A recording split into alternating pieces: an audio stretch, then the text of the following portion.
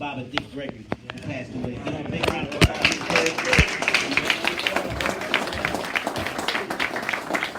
He was a giant, a big help to Reality Speaks. We brought him all the time. He will always come. For 17 years we've been bringing him up. So brothers and sisters, let's give it up for the brother Blue Pill. Give him a big round of applause.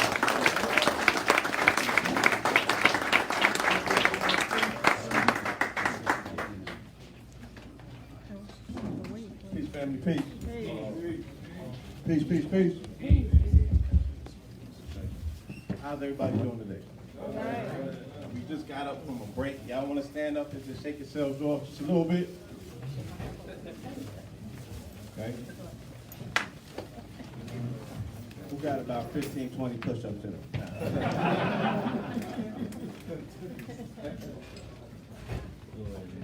Right here. All right, family. I want to say, well, first and foremost, I want to ask my elders in the audience for permission to speak. I guess I would have to tell you how old I am to see if you my elders. Right? Thank you. Also, like the brother said, we want to dedicate this to our ancestors. There's a litany of them that need to be recognized and acknowledged. Our latest ancestor or elder to join the pantheon of ancestors is the Queen Mother herself. That's right. Aretha Franklin. All right, so please give a warm hand for our sister. Let her hear you in the heavens. She gave it up for us.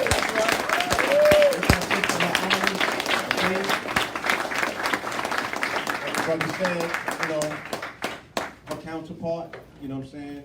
The not only the original king of comedy, but the king of stand-up consciousness, our brother Dick Gregory.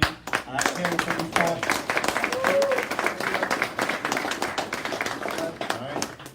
And there are many other ancestors whose names we have not only forgotten, but are unnamed and unmentioned. You know what I'm saying?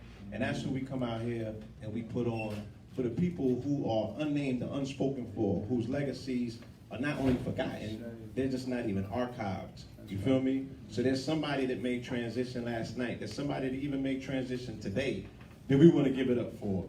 So for the unnamed, unspoken ancestors that are amongst the pantheon as well, let's give it up for them too.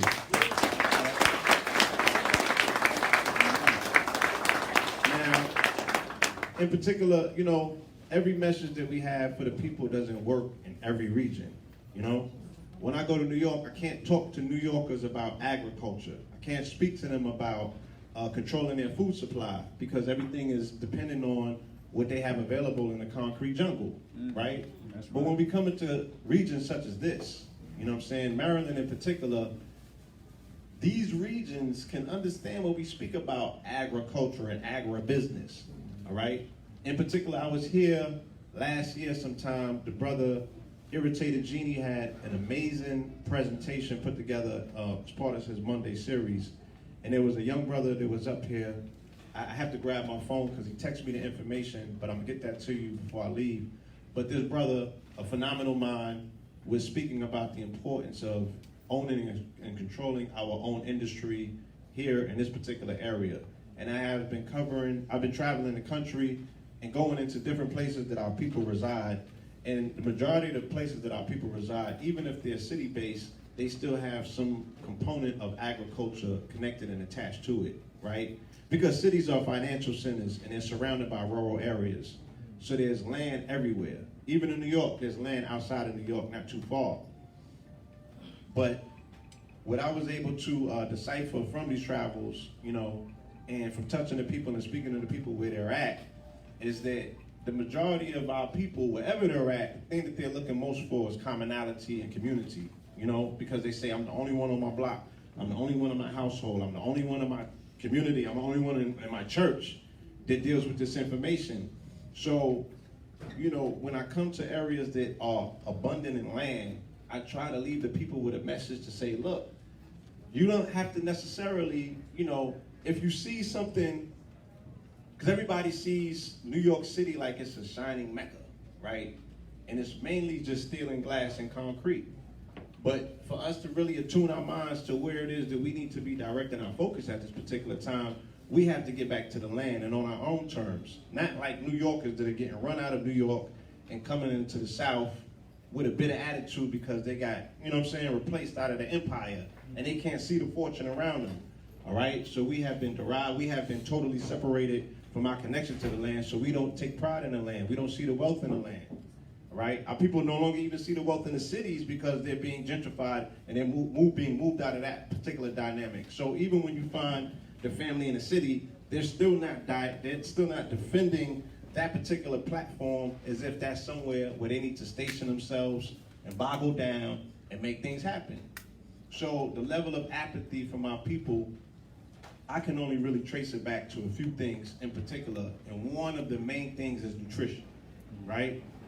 Now, there was a monumental case that just took place last week where Monsanto was found guilty of knowingly, right, putting out a product, which is their staple product, that has caused cancer, Roundup, right?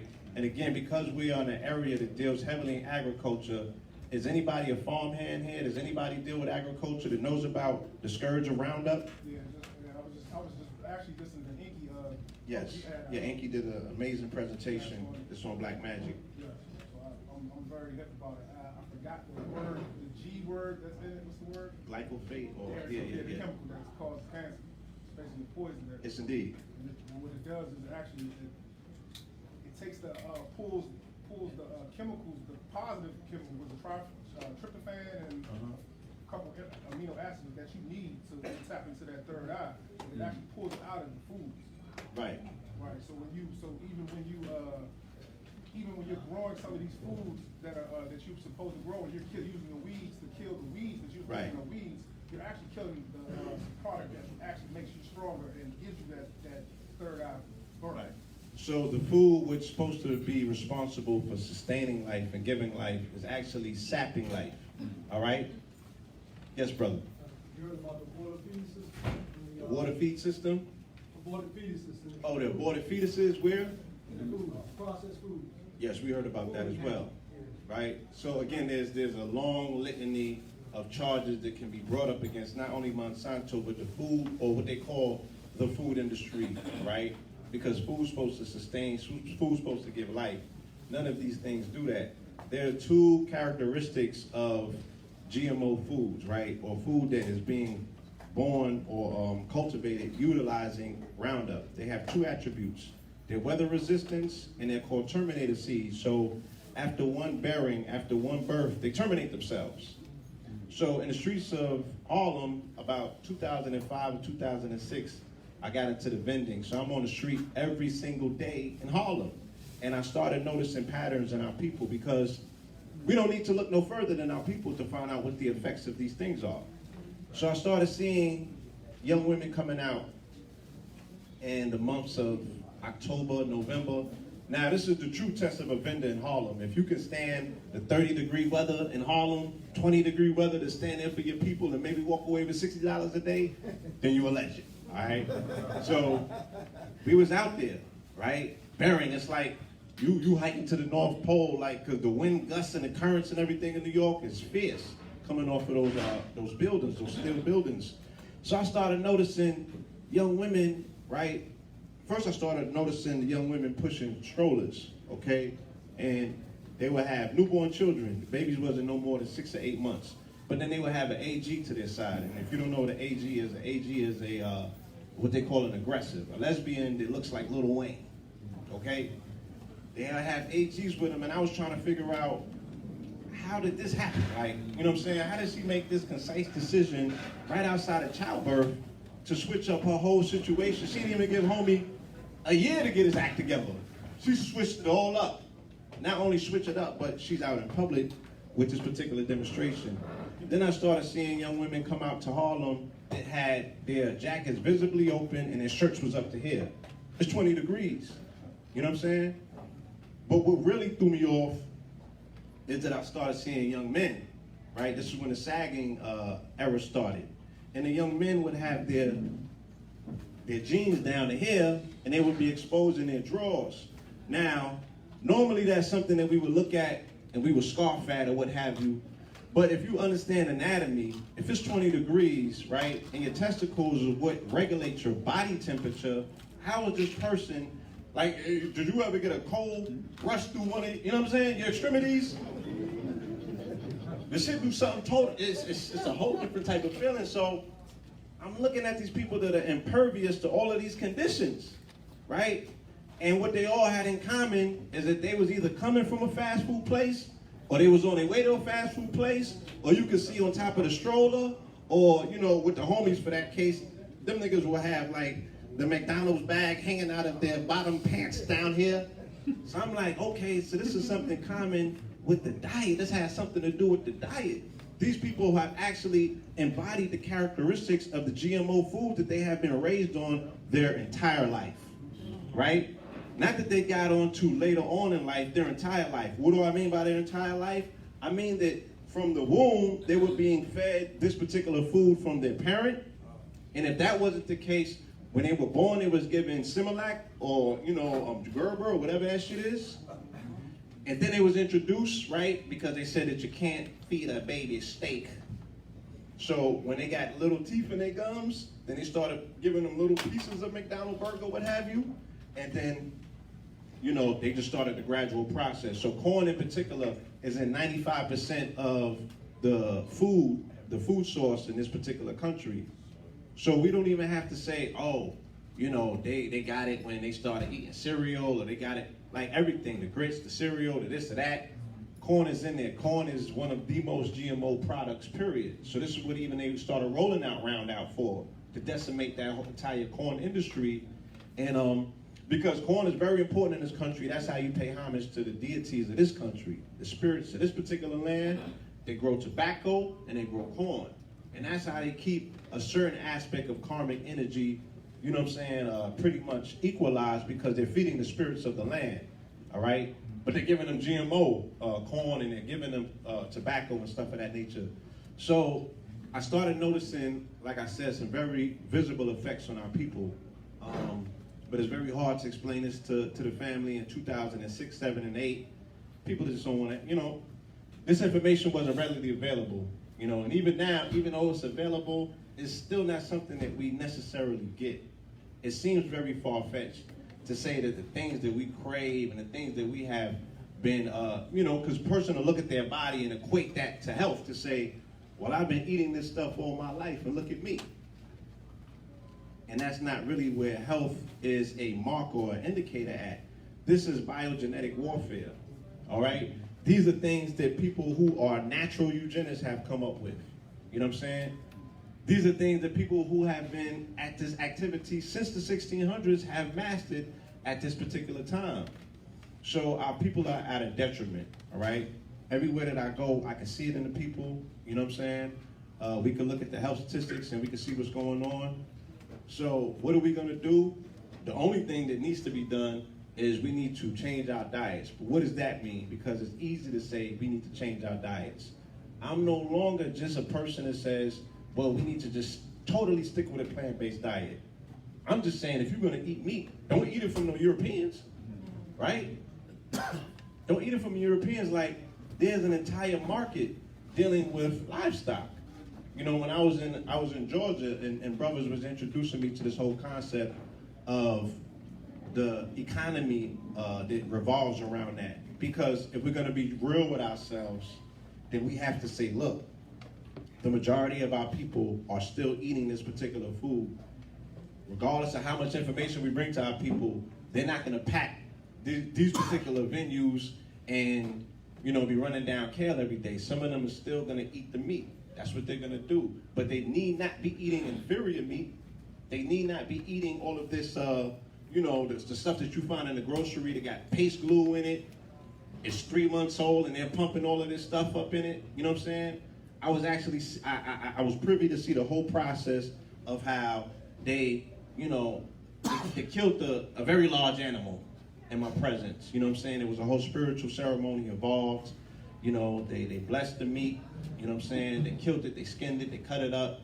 And, you know, I'm like, look, if anybody's gonna eat meat, they should eat it under these particular conditions. You feel me?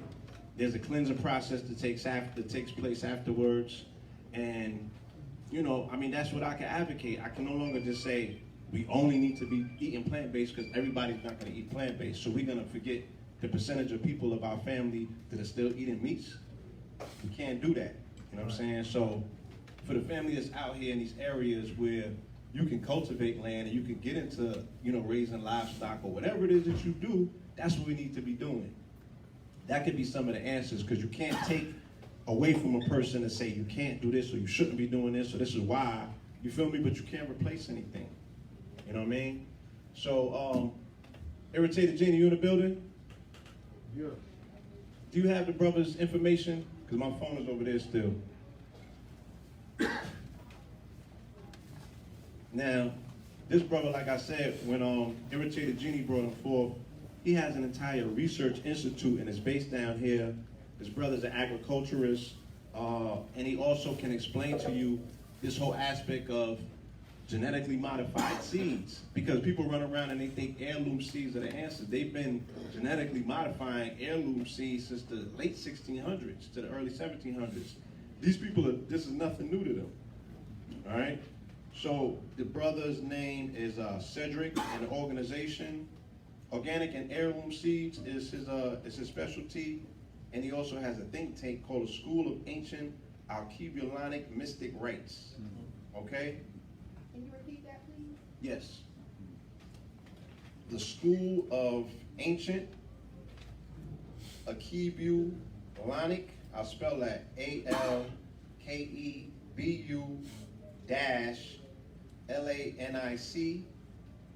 Alkebulic Mystic Rites, Inc. Okay? And the brother does seed giveaways. You know what I'm saying? This brother has, I mean, I learned so much information in a short period of time just from being in his presence. He was doing a lecture and he was just giving away information. You dig what I'm saying? So the brother is, he's hands-on. He can show you how to cultivate these seeds. He can show you what best seeds or for what best harvest. You know what I'm saying? And he can get you ancient seeds as well. There's a whole culture around saving and cultivating ancient seeds, because Monsanto will prosecute you if you don't use Monsanto seeds. So not only have they brought Frankenstein's seeds to the, to the forefront of the entire agricultural business, but they have criminalized people that are trying or willing to go against them and do for self, right? To sustain health for themselves and their family. This is criminal, okay? We also patent soy as well, right? Soy. Yeah. I heard you mention corn and Yes. tobacco, but soy is Yes. another thing. Yes, soy is another big one. You know what I'm saying? Soy, lecithin, that's about 85% of the food source as well. You know. Didn't they just lose a lawsuit against them or something for some millions of dollars? Who? Monsanto. Yeah, we're talking about that. Okay. Yeah. Monsanto just lost a case, substantial case. And if the family was to get together and put a class action suit together, then that can potentially topple this behemoth. I can't even begin to tell you how large this corporation is or how much damage they have wreaked on the lives of billions on the planet. You understand? So stay focused. Like I said, if you can source these particular vegetables in this area, make sure that you do it from farmers. I wouldn't even recommend going to the Whole Foods or any of those places, because they get in Monsanto food. They couldn't get nothing other than that. So all of that food is considered organic or what have you. All of that stuff is grown in Roundup.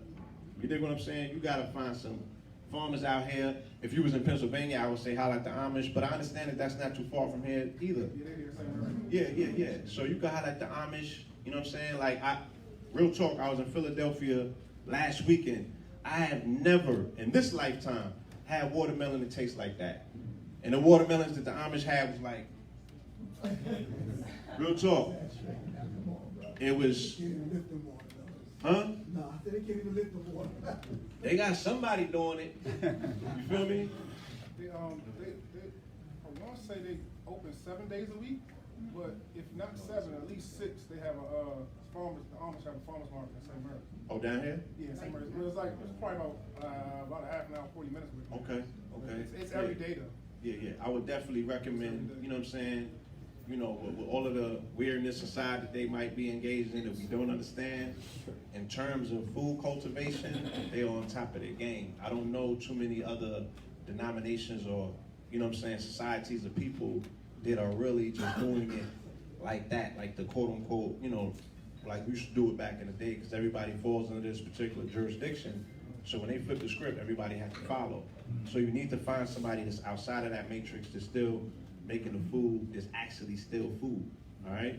So with that, oh, and make sure that you come to everlasting life and that you get your food here as well, because, you know, there's a premium to not only healthy food, but food that is in the vein of what we remember food's supposed to taste like, right? So they seasoning the food the right way. They have a multiplicity of options, you know what I'm saying? And this is a great congregation place for you to find like minds, all right? I remember we just randomly came in here last year, and I just ran into Professor Griffin Soleil, you know what I'm saying? And I would always see the brother Irritated Genie here, so it's a wonderful place in the community for like minds to gather. I want to thank you, all right? Give yourselves a round of applause. Please love and light. We're going to bring the brother Red Pill on. All right, y'all, peace. Peace.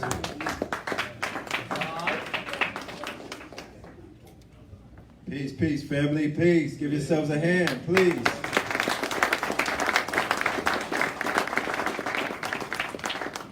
All right. So, if you're not familiar with me, my name is Brother Red Pill, one half of the Twin Pillars. That's my twin brother, Blue Pillar. That's just not somebody who I look like. You know, we've been doing this for a very long time. If you're not familiar with us, YouTube and Google is your best friend. Red Pillar, Blue Pillar. I will keep you away from your job, so be careful. We have a lot of content out there. You know what I'm talking about? So you gotta be careful, but dive in. We do what our names say. Red Pill in the Matrix is the pill that you took if you wanted to wake up and unplug and be about what is known as the path of enlightenment. That is my job. That's what I've been doing for more than a decade, dedicated. Yeah. We had a radio show, Know the Ledge Radio, a podcast, came out in 2009, 700 plus shows deep, every Tuesday and Friday, never missed a show. Every single lecturer and speaker that you can think of, including an Irritated Genie, where's he at? Yeah. We all had they were all guests on the show. We transitioned after that and began doing YouTube. We could be found on Black Magic 363, Black News 102, Baba TV. Give my brother Baba TV a round of applause. Fire every time. Shout out to Professor Griff. I want to thank you for believing in me and my brother. Like the brother said, one of our first lectures was in 2009 in Atlanta, and we were able to do Fear of a Black Planet with my good brother, the OG, Professor Griff, who, in my opinion, my humble opinion, is one of the most important scholars when it comes to hip hop on the planet. Who else was there? I don't trust teachers who speak about subjects and times that they know nothing of. And you've been bamboozled and hoodwinked by YouTube and the free access that people have to your brains, the highest form of real estate that you own. Take your brains back. Y'all been handing it over to nincompoops. Now I'm dead serious. To egomaniacs, to sadomasochists. You dig what I'm saying? To people who are not qualified to have real estate inside of your hearts and minds. Sociopaths. Have you seen them lately? You know, we were having this conversation on the way here, and I was saying that, you know, we have to revere our elders. We have to revere the ones who just made transition. They were special. Do you know why? I could simply point it out. Because they had longevity. They earned the title elders. When you look at this new crop that they got, that you've been presented with, they have no longevity. Many of them did not even survive the race. They're not anywhere to be found right now. They are not doing the work. We signed up to do a job against all odds. Yeah. Life on the line, face on the line. I'm recognized everywhere that I go, for good or the bad. So when the people is pulling up, oh, sweat, red and blue. Well, goddamn it, the enemy is also creeping too. Oh, red and the blue. I had a situation in Houston, Texas a few months ago where I went to eat some tacos, right? And the minute I walked in a spot, it must have been like an alt-right rally in there. You feel me? And I was with my daughter and her mother, and those people, I'm talking about spider web tattoos on the elbow, and in Texas they wear their hammers on their hips. They were looking at me like it was Taco Tuesdays. Like they wanted to eat my food. Because they recognize, oh, this is an op right here. We could score one big for the team. We could catch him in his job because they don't play fair. Yeah. So a lot of us signed up to do this work. We're doing it for you. There's no riches. There ain't no pot of gold at the end of the road of this. You know what I'm saying?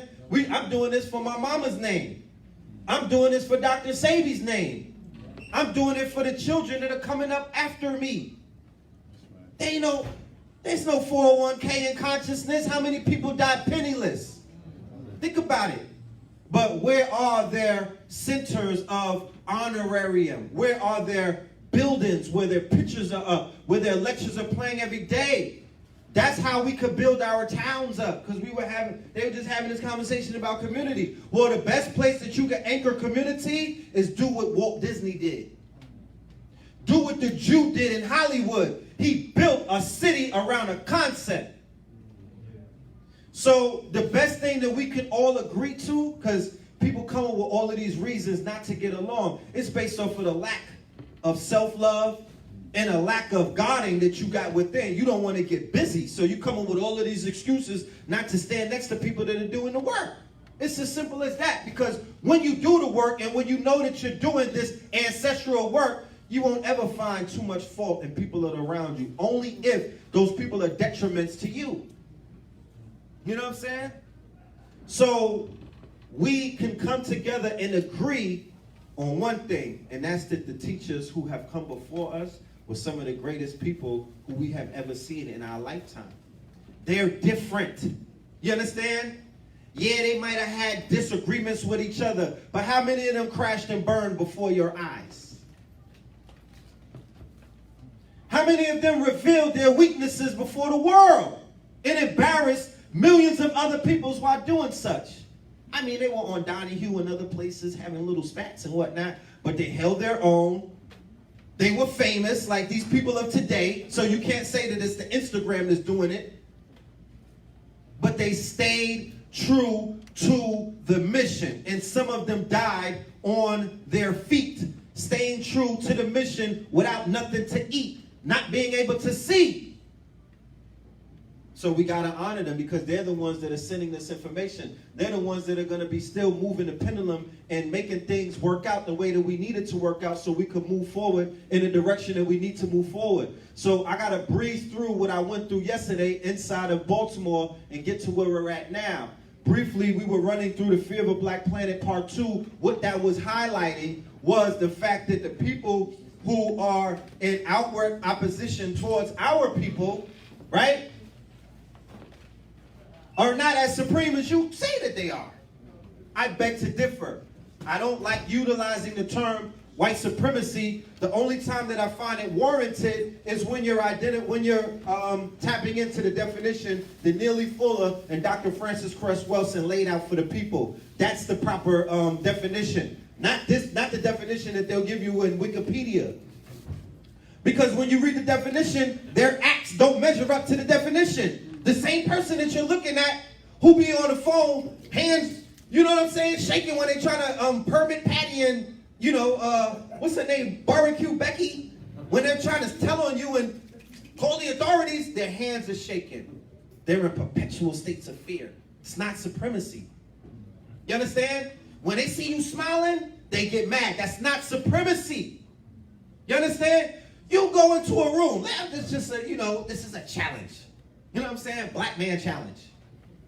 100 Ken dolls in one room, right? They all in there doing what they do, bromancing each other, fist bumping and all of that stuff that white men do when they're in a room with each other. Be careful when you go in there, right? Wear a chastity belt. Take your shirt off around those 100 white guys. Well, maybe not take your shirt off, but make a muscle or something. And I promise you, that whole room will go goddamn silent and you'll start feeling all of this weird energy around you. That's not supremacy. There's a genetic inferior on this planet alongside a genetic superior.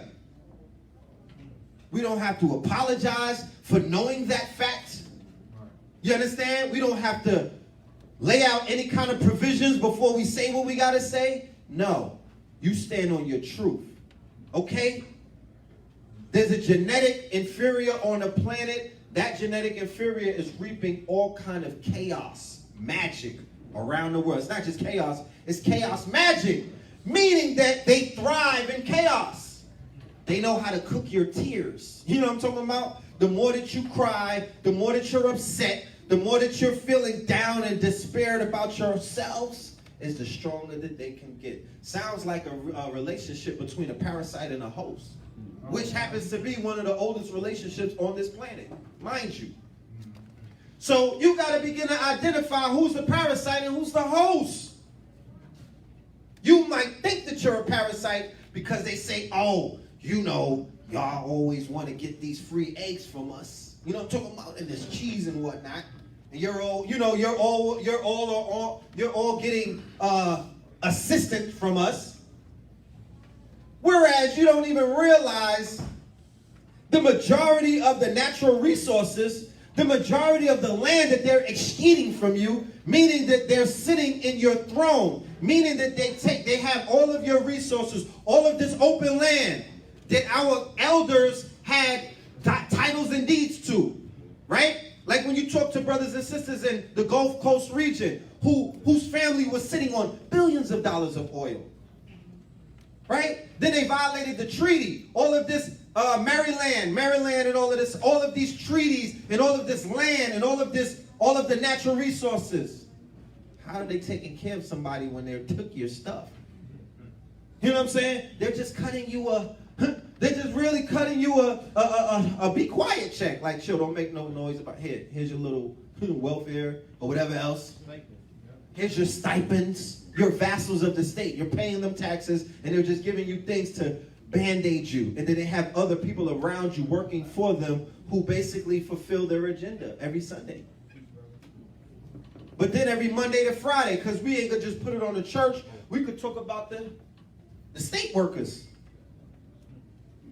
We could talk about the people that are working for the federal government. We could talk about the majority of people that we know who are cohorts. Because they talk about the system. But who's controlling, who's battery operating the system? Whose life force is powering the system? Really think about that. Those men, the black bodies, those boys. It's almost like when they put the chickens into the goddamn chicken McNugget machine. Your cannon fodder. They're feeding off of your bodies. They monetize your corpse. You understand? Whether you're living or dying, they still know how to flip that. Organ harvesting. Every single piece. The same way that you could organ harvest a pig. Right? They make products out of every single part of that animal. That's the same thing that they're doing with the human body. I believe it was the Kosovo conflict with the Serbians. That was the beginning of what is known as organ harvesting on the black market, the way that people sell drugs. It was taking place before, but it opened up into a humongous market as a result of that conflict, and it's been booming ever since. They got things in Jamaica where the drug dealers are no longer flipping birds. They're just taking little girls and selling their bodies to the Israelis and other people because that's worth more than a bird. So this is a movement called a Red Pill movement. It's a bunch of European men who are homoerotics, okay? They hate women, the same womb that they came from. So they're masking themselves behind this movement called the Red Pill movement, where they say men are not women's protectors, providers, or baby makers. This is the mind of the people that we're dealing with. This is the progenitor to what you know as the alt-right and all of these other groups that you see on 4chan and all of this other stuff. Okay? But it's also breeding what is known as mental illness. All right? Toxic masculinity. These men that you see that are these school shooters and whatnot, look at their faces. Look at their eyes. Look at their expressions. Okay? These are sociopaths. These are psychos. You might work with some. You might have went on a Tinder date with a few. Talk about it. You might shrink around some of them and try to make them feel good about themselves on a daily basis. I don't know why. Why would you do that to yourself? Why would you suppress your greatness around people like that? My guy right here, Kanye West. That's when you hear the information that he's spewing. That's why when I heard it, I immediately picked up on it because I was doing a research about these people prior to that. He's running around red pilling, and they call it an actual process. They call it being red pilled. You understand? So now they're perverting, and now they're taking actual names of people that are in this community and coming up with a counter measure to it. The same way that there's a white Phil Valentine. There's a European Hakeem Bey. Facts. I'm dead serious. Victim culture, men are getting weaker, America's collapsing. The fall of America, Elijah Muhammad, how did he know? You're dealing with a prophet right now. Let's stop playing games. Marcus Mosiah Garvey, the opinions, the philosophies and opinions. How did he know? What telescope was he looking into where he could forecast 100 years ahead of himself? I promise you, if I read you, let me read a few. Let me just show you. This is from The Fall of America.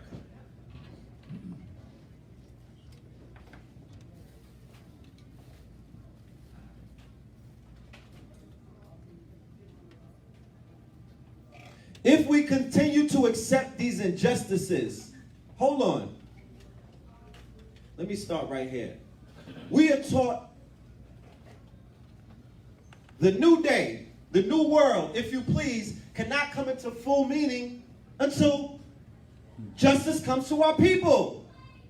So anything that you're trying to wish on, yo, you know what I'm saying, Red? I'm just stacking my ones, my nigga. You know what I mean? I'm trying to take over. Take over what?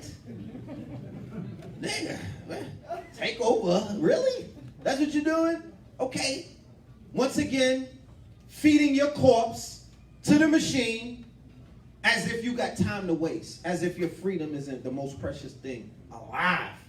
You're just throwing yourself to the fire, taking penitentiary chances for Jordan's B? Okay.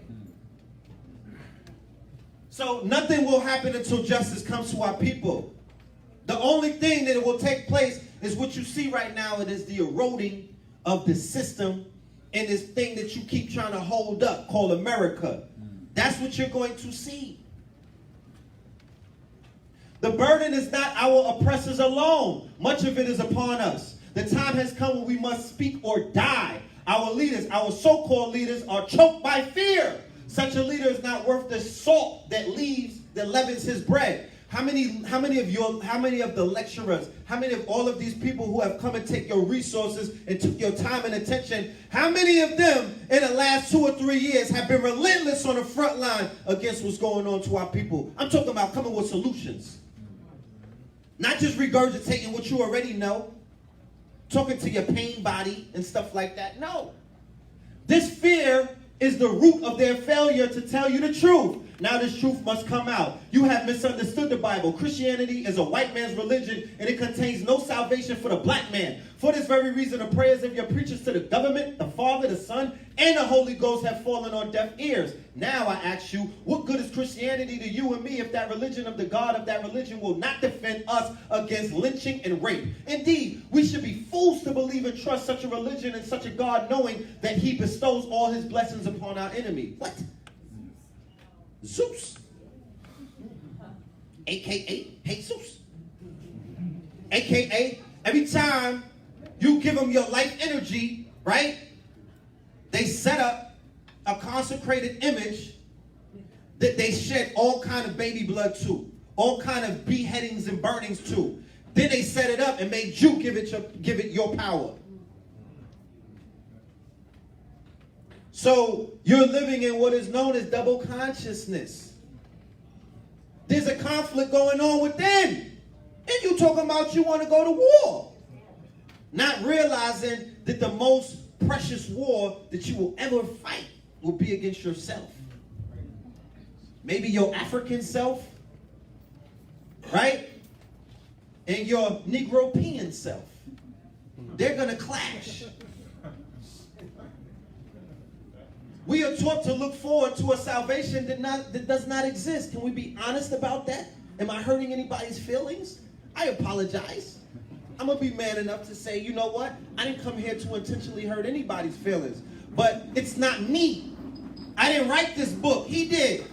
And I'm not hurting your feelings. I'm just giving you the truth. And the truth hurts. You must go down into the earth and rot. That kind of salvation I don't want. I will not give you 2 cents for it. Any man that will not work hard all his life praying to God to take and give him a home beyond the grave is a fool. I am sorry if you think ill of me, but the truth is all I am going to speak. The black man in America is in a terrible condition. He is emasculated, blinded, confused, and wondering about at high noon on Judgment Day. If Judgment Day were not here, instead of some remote hour to come, I will not be bringing you this message at this hour. Elijah is here because the day of judgment is here. This was almost 100 years ago.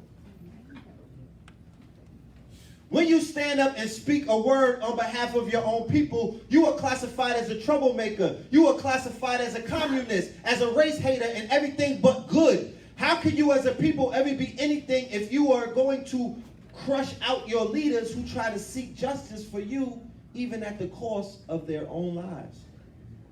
And that's what our people do. You sacrifice your leaders. You know what I'm talking about? You on social media, they crush their leaders. And the whole world gets to see it. You sacrifice, you do the COINTELPRO job of somebody else while they sit back and just laugh.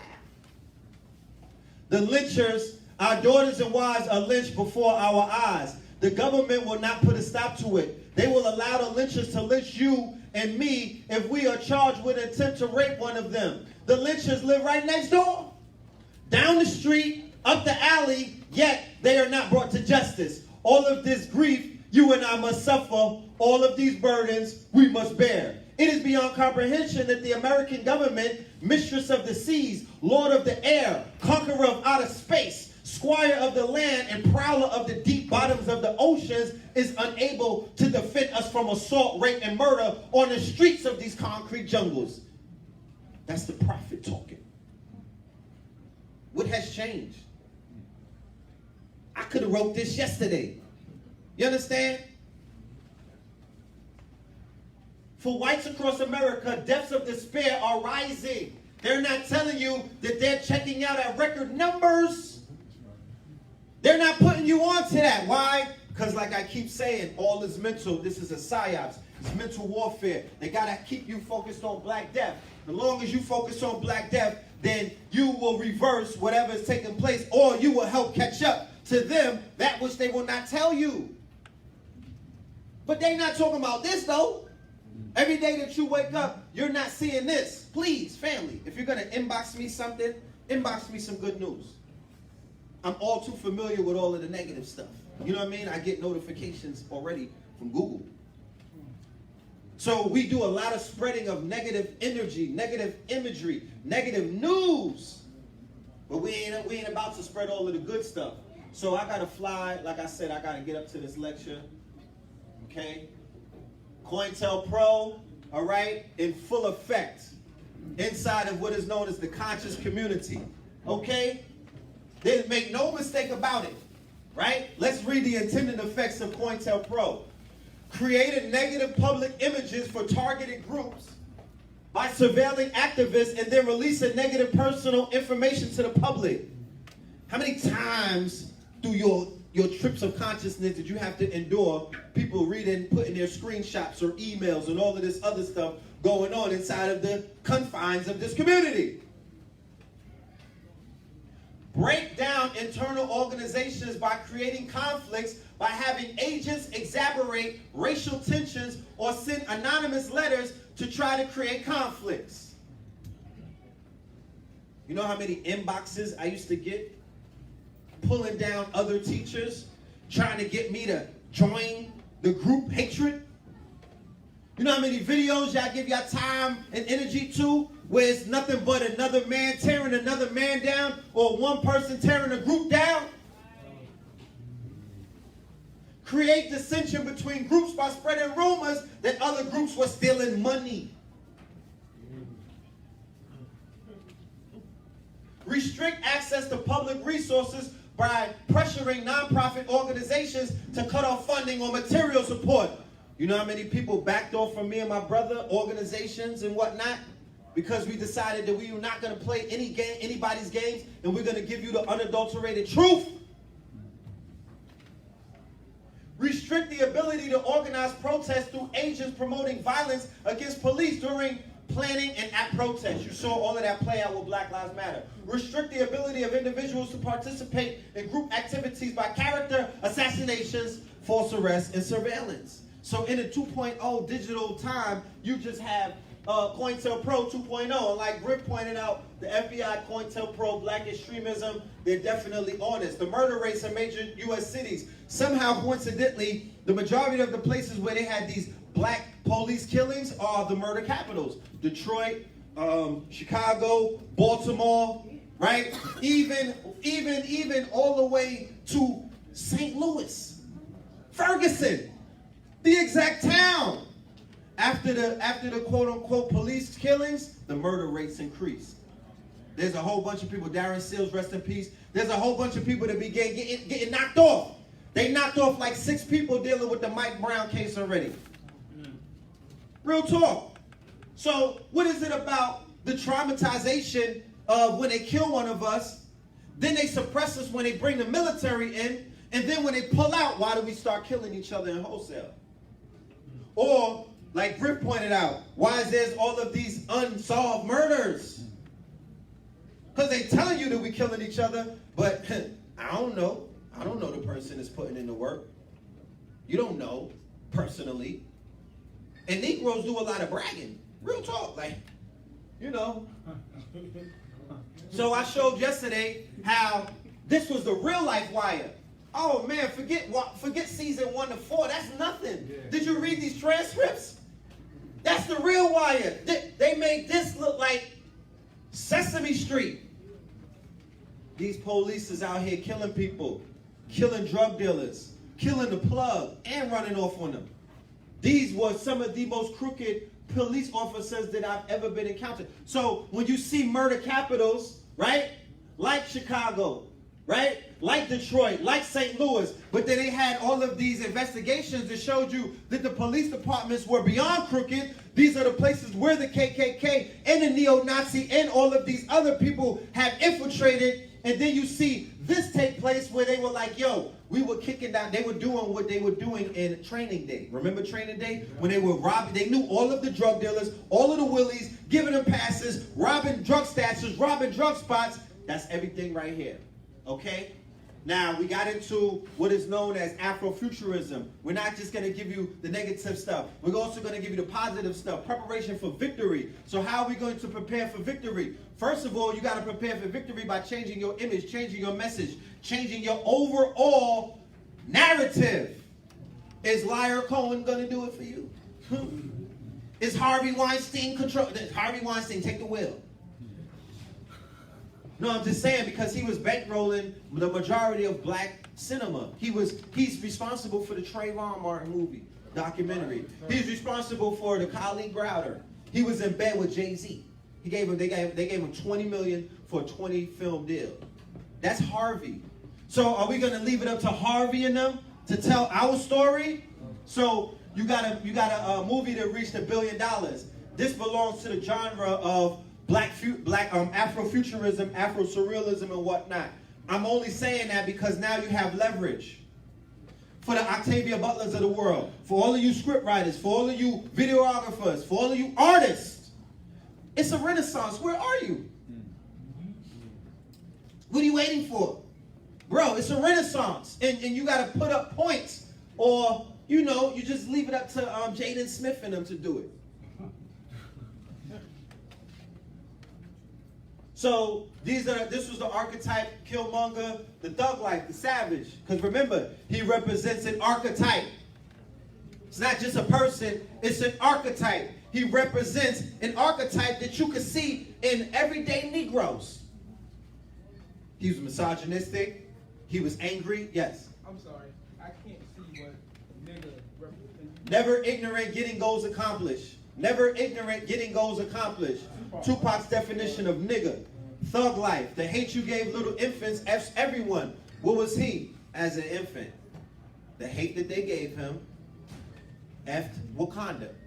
As an infant, he was abandoned, right? He got hate in the foster care system. He got hate by the U.S. government who used him as a murder tool, right? Because y'all be running around with all your white friends and whatnot trying to pull up. You know what I'm talking about? And I'm like, listen, when we pledge allegiance to their government or when we pledge allegiance to their side, they put a rifle in our hand, a handgun in our hand, and a badge and tell us to prove it.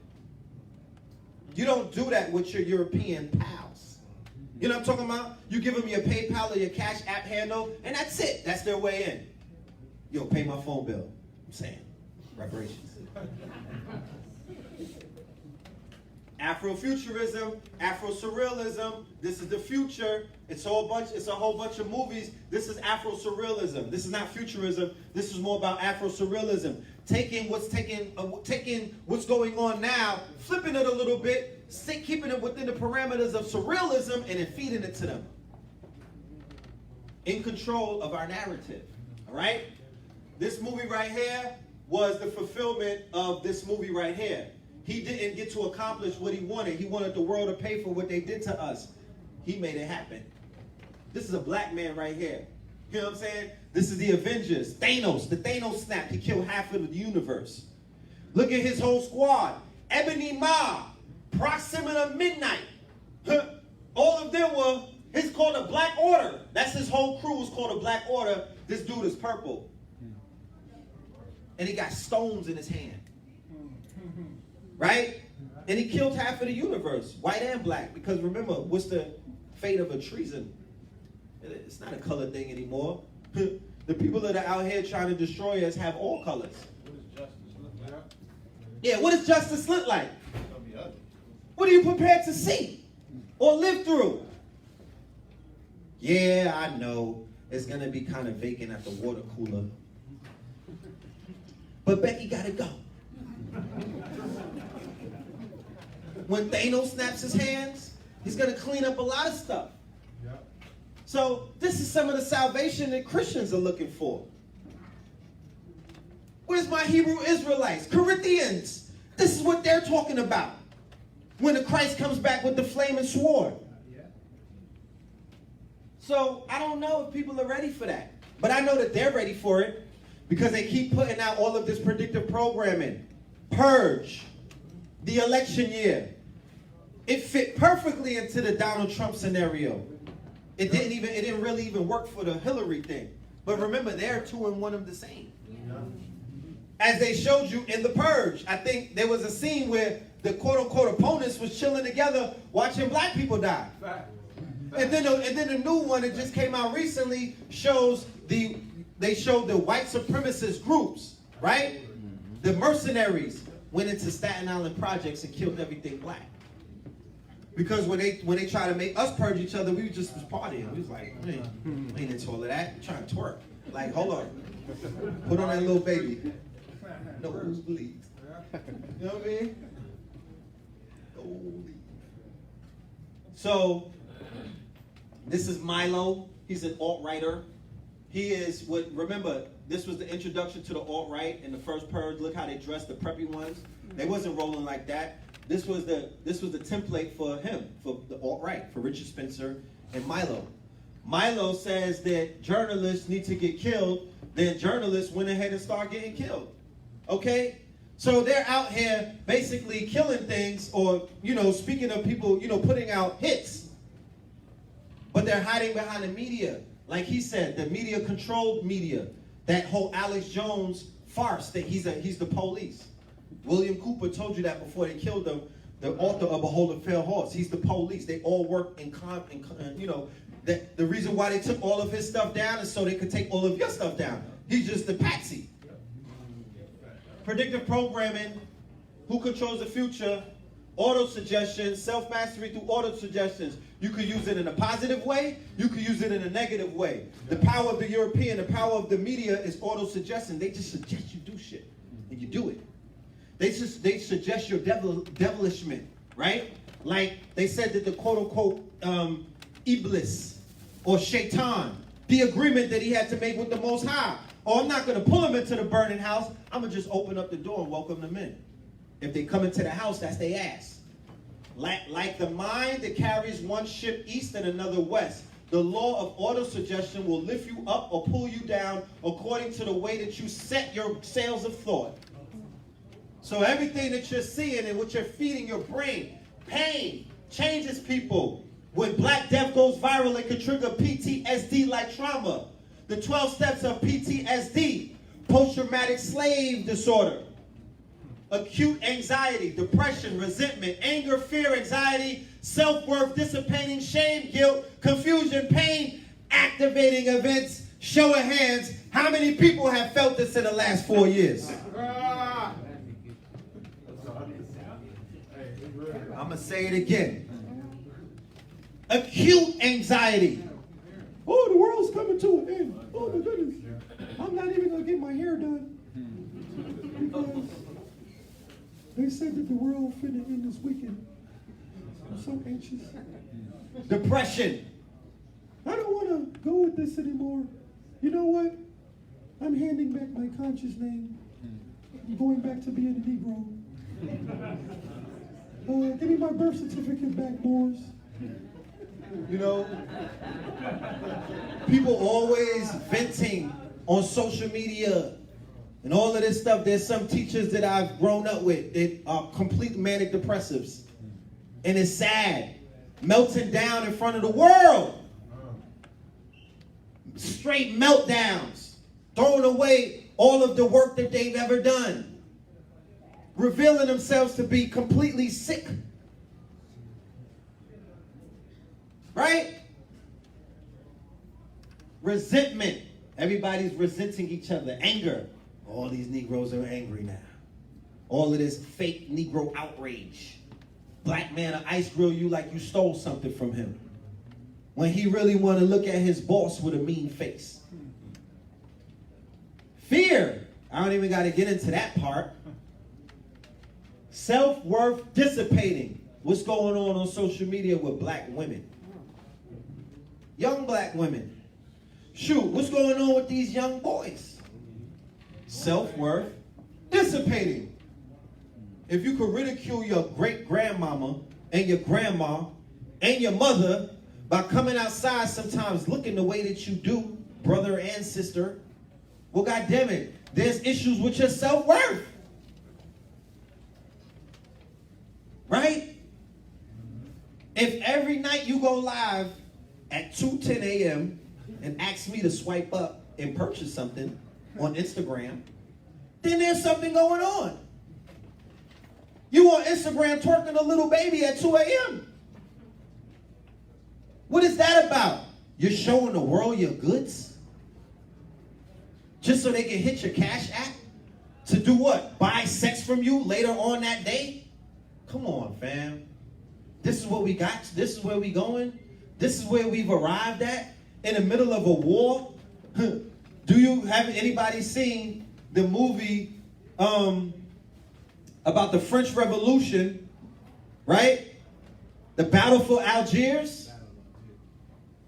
In the Battle of Algiers, they laid out what they'll do to the pimp and the prostitute in the midst of wars. Because those people can't be trusted because they have a price.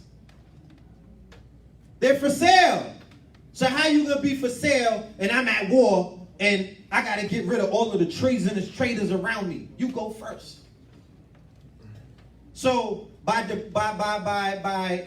eroding the moral fabrics of our people through media, Jewish control, Small Hat, Liar, Cohen control, Seagram's and Universal control, Sony control, and all of these other culprits, they've diminished because they control San Fernando Valley as well. You know what that is?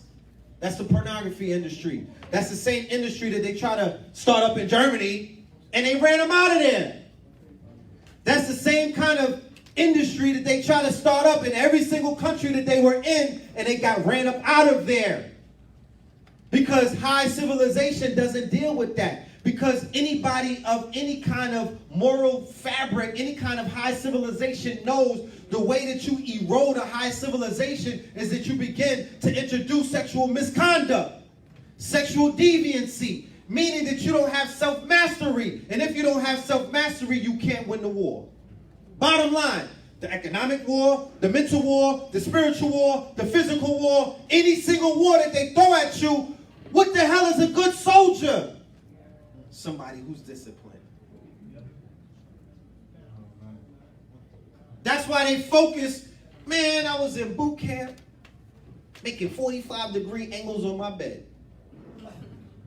Squaring corners. I was so programmed that when I came home to get a haircut, I squared my corners into the barbershop.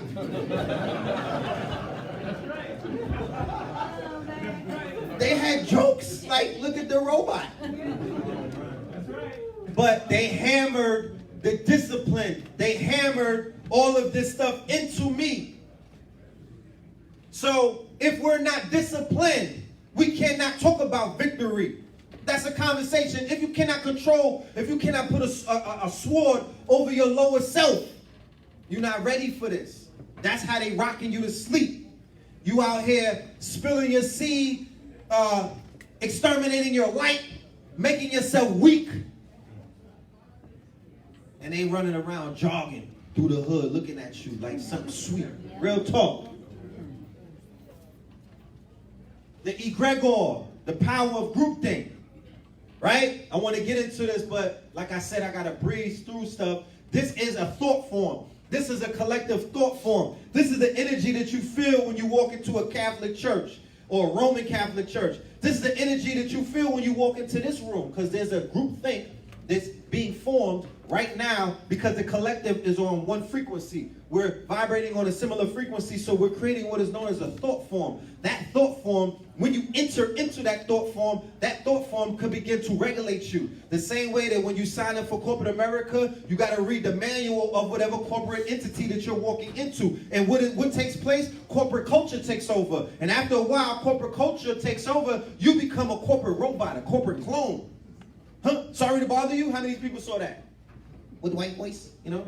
You gotta watch that. Sorry to bother you. That's a good movie. Yeah, they break it down. So, there's an egregor of consciousness, right? But there's multiple mind states in consciousness, but there's this hate energy inside of consciousness. You know what I'm saying?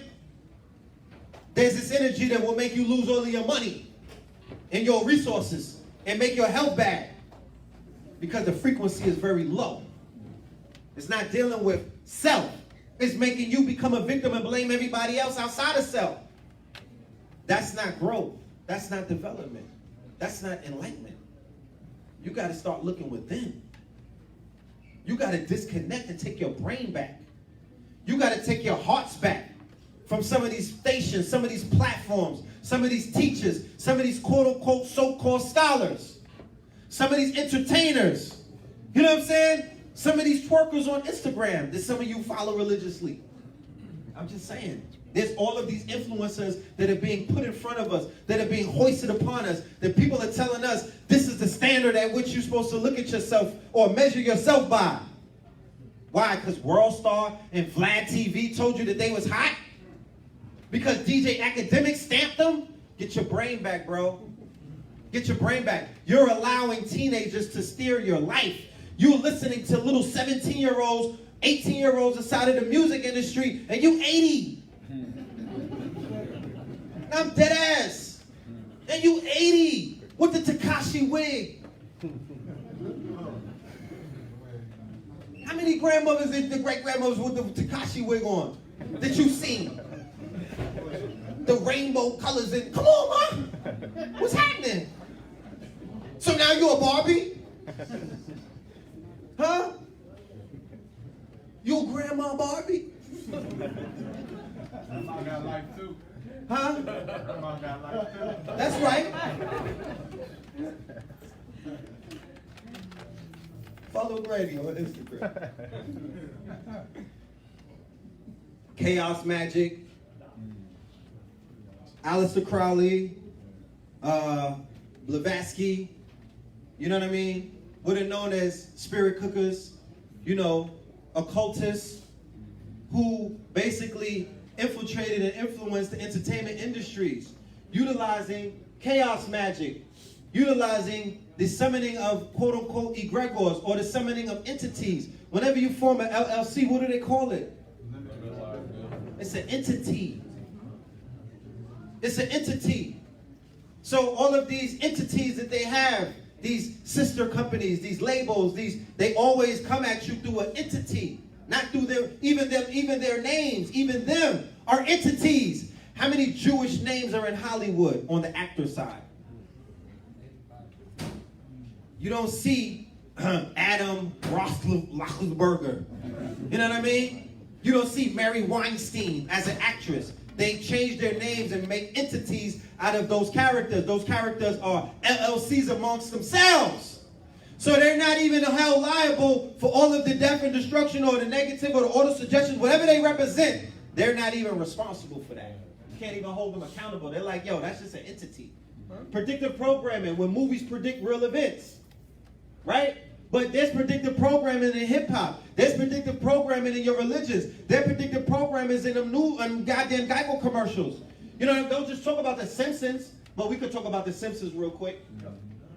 The most well-known examples of predictive programming come from The Simpsons. You heard right. The YouTube channel All Time Conspiracies recently created a video highlighting a few of these alleged predictions. The most haunting one, of course, involves Lisa Simpson holding up a brochure which reads New York, $9 in the episode The City of New York versus Homer Simpson. The two World Trade Centers in the background of the brochure clearly make it look like it reads $11, 9/11. The episode aired on September 21st, 1997.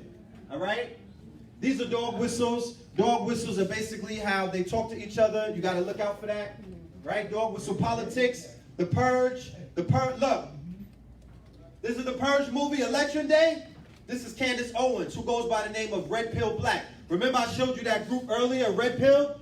She's a part of that group, and she's a black woman, so she's Red Pill Black. But look at this startling, look at that.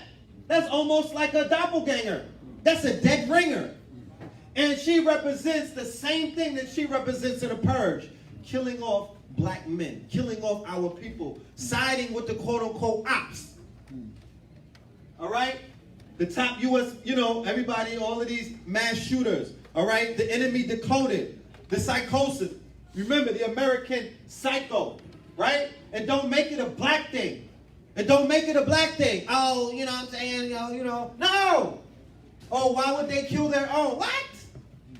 World War II? World War I? 100-year war? The Civil War? Like, what are you talking about? Stop watching Nickelodeon. You got this Disney mentality of the world. This Walt Disney rendition of what the world is. No, they kill everything moving. Everyone's expendable. They just began calling the Irish and the Italian and others white. They don't even see them as their brothers. These are tools. The white privilege of the lone wolf shooter. They're calling them lone wolves. These are cells. They all work together.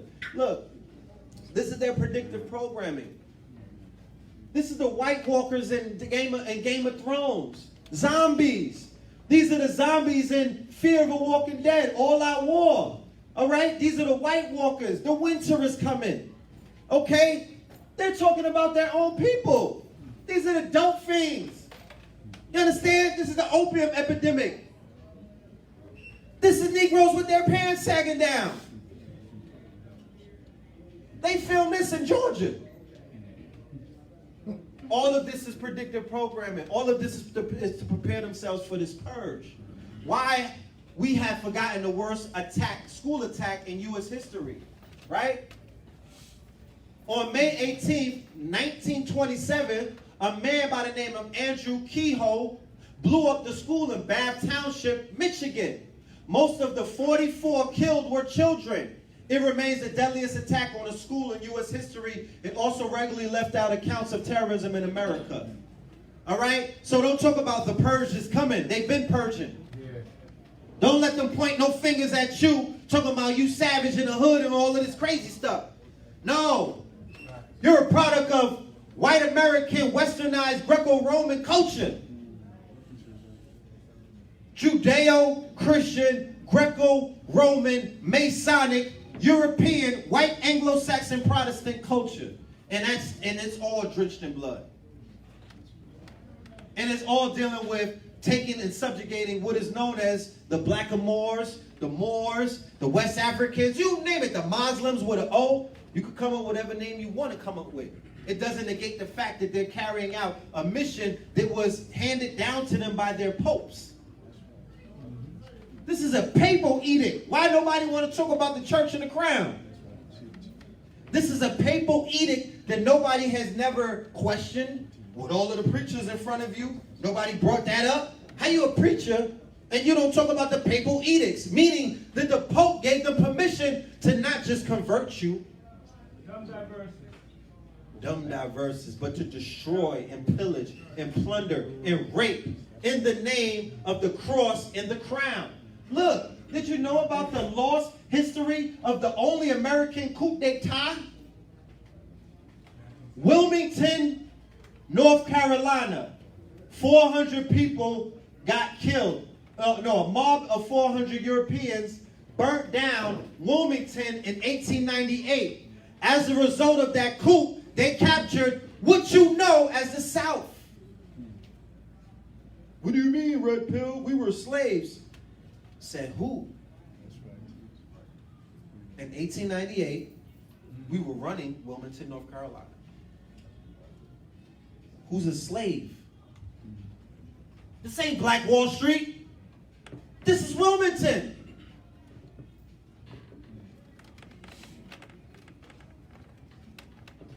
For something like Wilmington in 1898, it's hard to describe the level of indoctrination. In the 1910s, 20s, 30s, 40s, they bragged about the coup.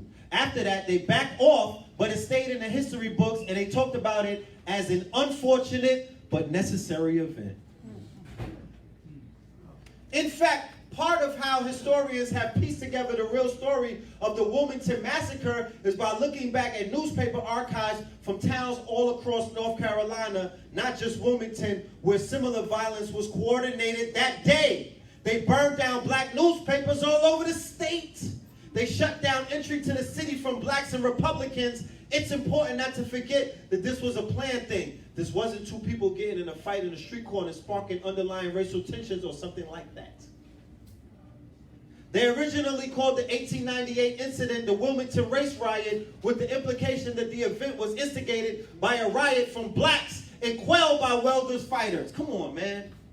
They destroyed the newspapers and they took over all of the magistrates and they created what is known as the Solid South. How many people ever heard of the Solid South?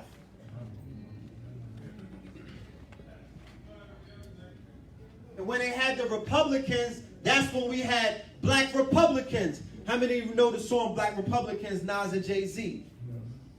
Oh, we weren't no Republicans. Don't say that, brother. Man, shut your mouth. You don't even know your history. The Democrats was against us. The Republicans who represented the Republic, God damn it, they were black. And when we were Republicans, we really had power. Land, resources, go and pull out your list of black inventors. Yeah, that was underneath black Republicans. It was underneath the Democrats that you went to sleep. And you've been scaling backwards ever since. Facts. Just to call yourself a Democrat in it of itself, it's almost as if they flipped Nazi and then you got quote-unquote Jews calling themselves Nazis.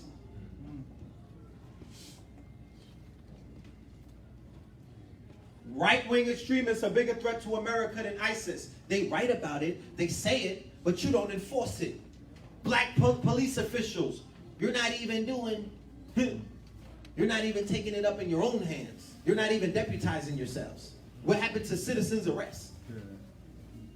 I be on the highway, you never pulled over in one of them little rest stops and just ran up on a redneck and wanted to arrest him? Just run his prints and his DNA, something to pop up. Huh? You don't take it upon yourself to just deputize yourself? Huh? You don't go in the booth and throw your cape on and hop out? Officer Clark? Because like Griff said, they try to give us that excuse about, oh, I'm just doing my job, bro.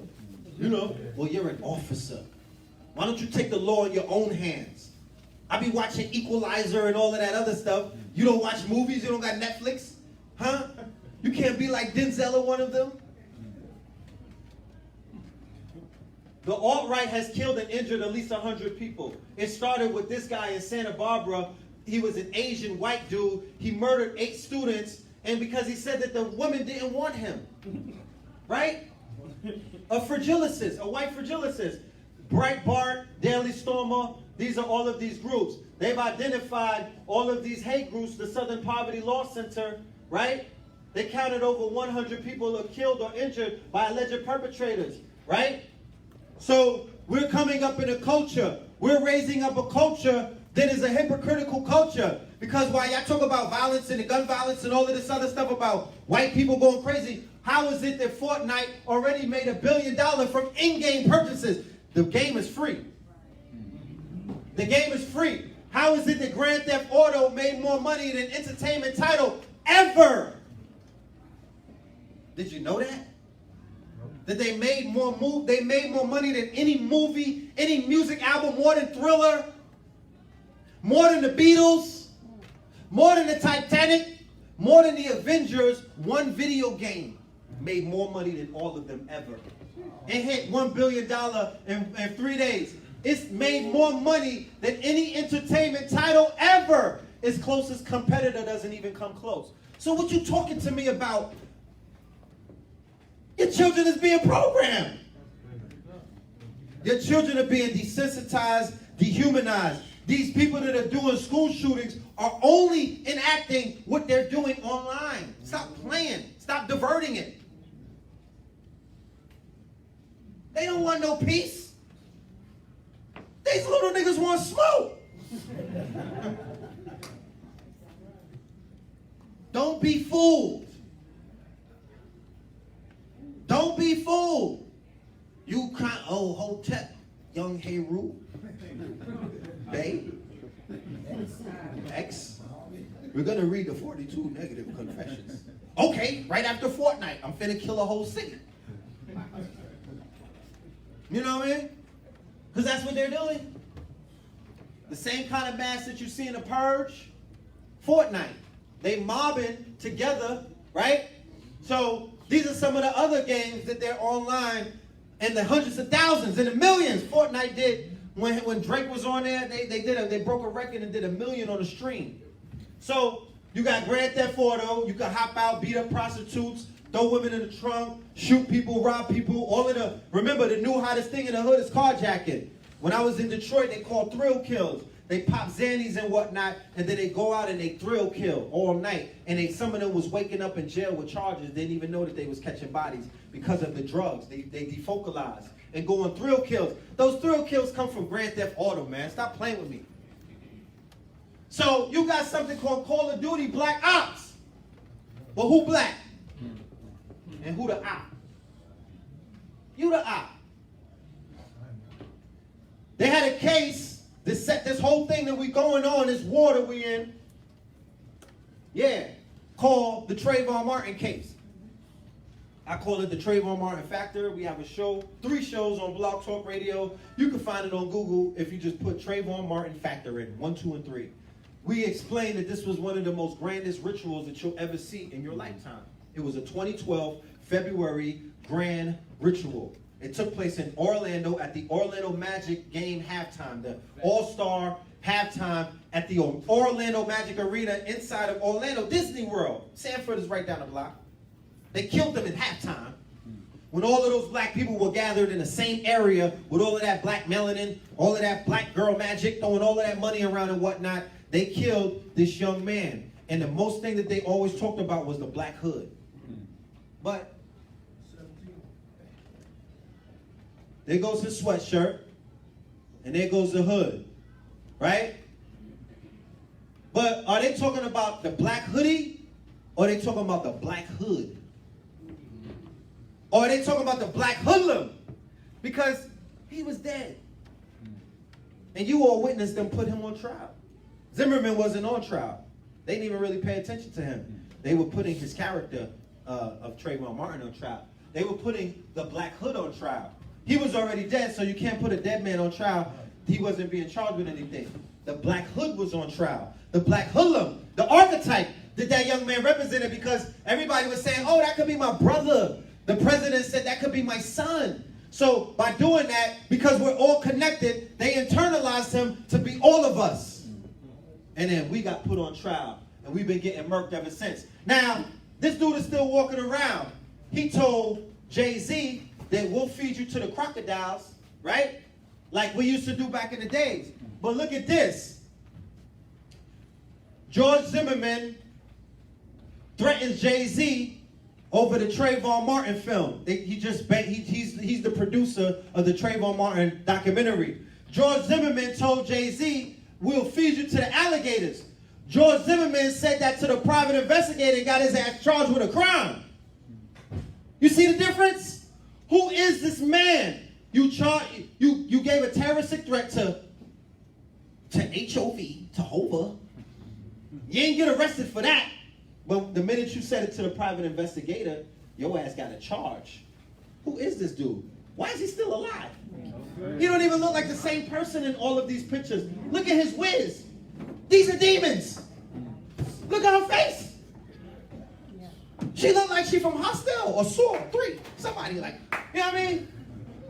These are some crazy ass alligator-eating, alligator wrestlers out of Florida. Get Kodak Black and these niggas keep driving by and won't catch them lacking in traffic. Now I'm dead serious. Because we have to endure all of this black on black murder coming out of Florida. They killed XXXTentacion. But this guy right here is pulling. He's been arrested 6 times. He sold his gun for 25 racks, 250 racks. He made this thing a business. He is a folk hero on the other side. Okay? He's an eyesore. The longer that he's on this planet is the weaker you become. Because they tied the ritual into him. But what happens when we rise up? We got military guns in our face. We got tanks and all of this stuff. But this is how it's affecting us. When it goes viral, it triggers PTSD. The police killings is affecting our mental health, racism, stress, and Black Death. We're in the era of Black Death. The same way that they had a scourge called Black Death. Not to say that more of us are dying than we were dying before, but it's highlighted now. It's a psyop. Right? Quantum mechanics. You got to study quantum mechanics. They go deep with this thing. What you pay attention to is what you give life to. Right? 6 things that everybody should know about quantum physics. Energy. Attention goes where energy flows.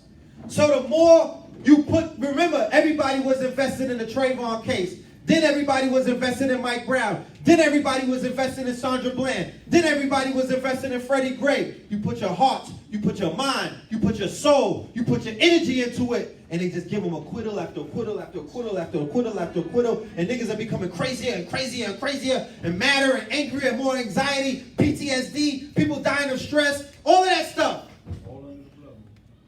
All under the blood moon, like Blue Pill had pointed out. In one of his monumental lectures, they ritualized all of this under a cycle of blood moons that have been taking place over the last 5 or 6 years. You can't, you can sleep if you want on these people. How to stand out in the attention economy. We're in the attention economy. Your attention will be sold. It's all about paying, like Lyar Cohen said, we'll make you pay with your eyeballs. You don't got money? Cool. We done rigged the internet to where you pay with your eyeballs. You watch our videos, we get billions of dollars a day. But we also put you under control now because we can read the metrics. We know who's watching and when time they're watching and where they're watching. So all of the subliminal suggestion, all of the auto suggestion, all of the trauma, all of the pain, all of the stuff is being fed because you eat with your eyes and your ears and your mouth. So your diet is not just GMO. It's Black Death. It's Black despair. You understand? It's self-hatred. It's all of these things to defeat you. And yet, here you are. With all of that, here you are today. So that means that you have a level of resilience. You know the song with Little Baby?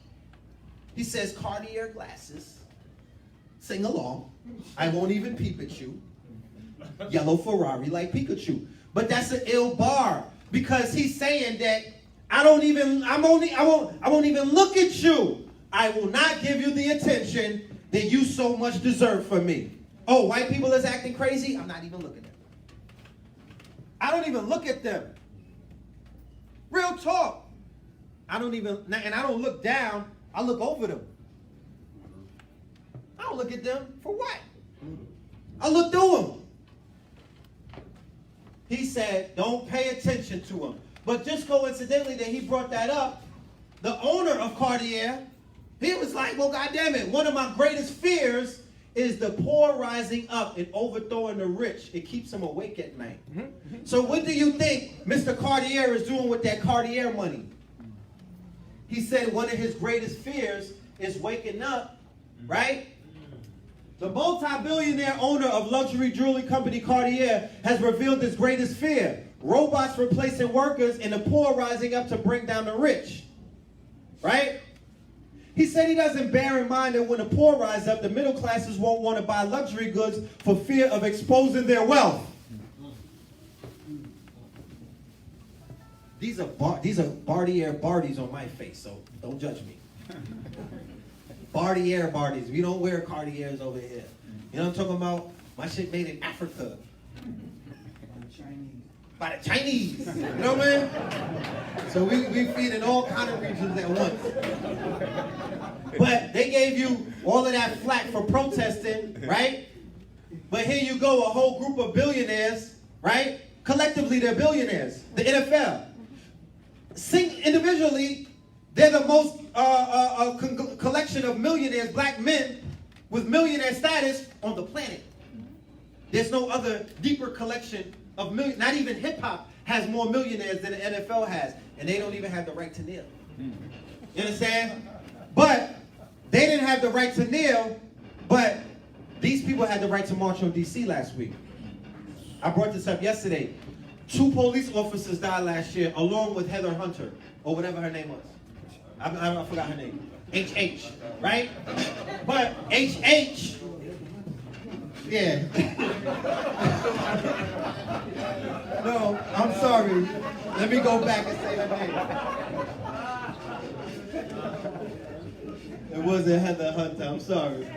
But that's HH, right? Look.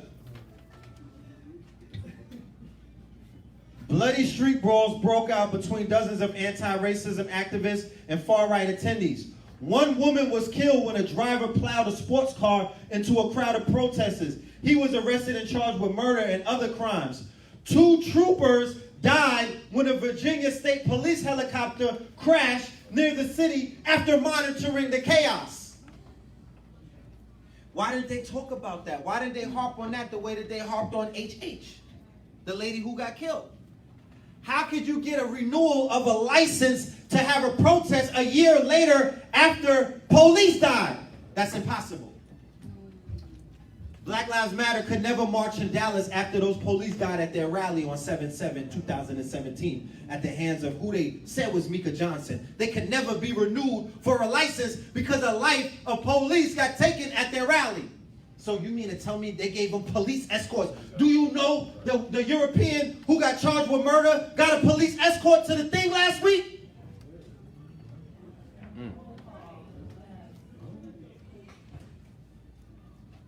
Unite the Right rally cost DC $2.6 million. How many homeless people are in DC? How many people are without schools in DC? How many people without housing? They had to pay $2.6 million for these people to come and tell you how they feel about you. White nationalists dwarfed by crowds of counter-protesters. To me, they both... Baba was there. Baba was talking to the Antifa. I told Baba, be careful with them, because they all work together. You know what I'm saying? But if it's honorable if you have a buffer, meaning that white people clean up your own people. Because we're going to work on our own people. We don't need none of your help. That's right. We closing the doors and locking the windows, and we're going to deal with us. If you say that you want to be down with us, right? If you want to milli rock with us, you know what I'm saying? If you want to drink from the culture, police your own. That's right. Because I have yet to see any one of them take up arms against their own, the way that we take up arms against our own at the behest of them. That's right. How much work did they really ever put in on their own? Peace always seems to take over. The minute it's about to get super funky, like they'll do a little bit of wrestling with each other, jumping off of, you know what I mean? They'll clothesline each other off of cars at protests. They do that shit in their backyards, right? Like watching Kimbo slicing everybody in the WWE. So I'm not convinced. They're not riding for us. They're not putting in no work. But if you want to act like that, go over there. Because all this does is bring a lot of police attention, and when you show up, they're going to be taking pictures of your face. The Oath Keepers, these are all of their, if you saw Purge, the new Purge, these are all of the people that they're going to activate when they need their mercenaries. If there's ever World War III, and it's declared, and you live in America, and you one of these frontline people, you better get your Second Amendment up and be very on point, because that's when they're going to come and try to make moves on people. They got the Oath Keepers. Trump pardoned the ranchers whose case sparked the Bundy takeover of the Oregon. Look, they got articles talking about they got white sovereigns who are ready to take over the American government. Yet and still, these people have gotten pardoned by President Trump. These are the suspects right here. This was the Bundy takeover. They took over. They were going to war with the federal government. They didn't send no tanks. They didn't send no helicopters. They didn't send no drones. They did not bother these people. And then they got them acquitted. Swept it under the rug, too.